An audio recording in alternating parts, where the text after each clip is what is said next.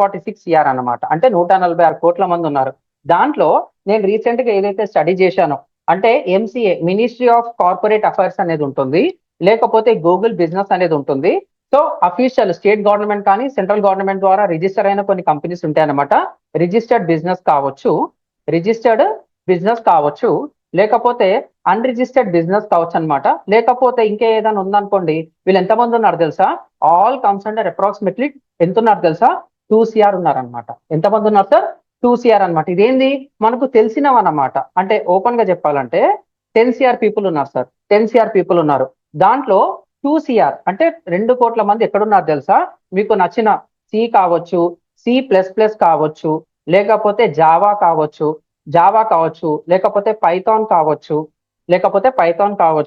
లేకపోతే మీకు తెలిసిన ఫ్రంట్ ఎండ్ టెక్నాలజీస్, లేకపోతే back end technologies, full stock technologies ఇంకా చెప్పుకుంటా పోతే వందల కొద్ది మీరు ఏదైతే రియల్ టైం మార్కెట్ లో చూస్తుంటారో ఈ డిపార్ట్మెంట్స్ అన్ని దేని కింద ఉంది సార్ అంటే ఈ 2 crores డిపార్ట్మెంట్ లోనే ఉంది. సో నేను రీసెర్చ్ చేసిన డేటా ప్రకారంగా ఇండియాలో మీకు నచ్చిన TCS కావచ్చు, విప్రో కావచ్చు, యాక్సెంచర్ కావచ్చు, క్యాప్జెమినీ కావచ్చు, గూగుల్ కావచ్చు, లేకపోతే మెటా కంపెనీ కావచ్చు, ప్రోడక్ట్ బేస్డ్ కంపెనీస్, లేకపోతే సర్వీస్ బేస్డ్ కంపెనీస్ మొత్తం ఏ కేటగిరీలో ఉంది తెలుసా? ఈ 2 crore కేటగిరీస్ లోనే ఉందన్నమాట.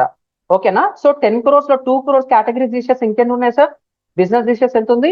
8 CR పీపుల్ అనేది ఉన్నారనమాట. వీళ్ళందరూ బిజినెసే. వీళ్ళకి ఏం చేయాలి తెలుసా? దే నీడ్ టు నో ఇప్పుడున్న మార్కెట్ లో ఈ 2 CR పీపుల్ ఏదైతే అన్నానో జస్ట్ ఒక స్టాటిస్టిక్ చెప్తున్నాను సార్ ఇంట్రెస్ట్ ఉండడానికి.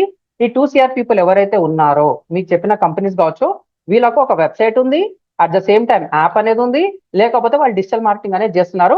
ఇక్కడ ఇప్పుడు మీరు డిజిటల్ మార్కెటింగ్ నేర్చుకుంటున్నారు కదా, మీకు కూడా డిమాండ్ అనేది ఉందన్నమాట. చాలా స్పీడ్ గా ఉంది, డిమాండ్ అనేది ఉంది.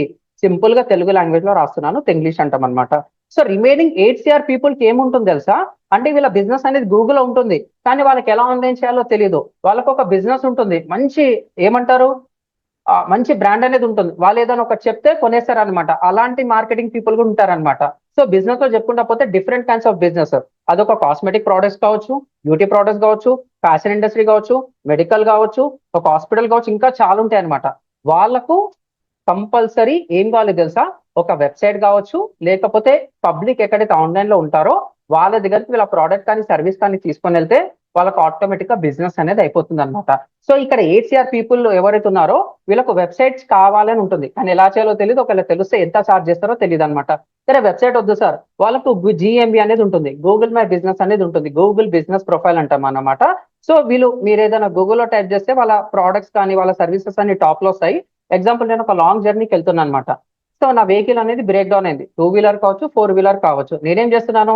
పంచర్ షాప్ నియర్ మీ, లేకపోతే కార్ గ్యారేజ్, 2 వీలర్ మెకానిక్ అని చెప్పేసి నేను గూగుల్లో టైప్ చేస్తాను.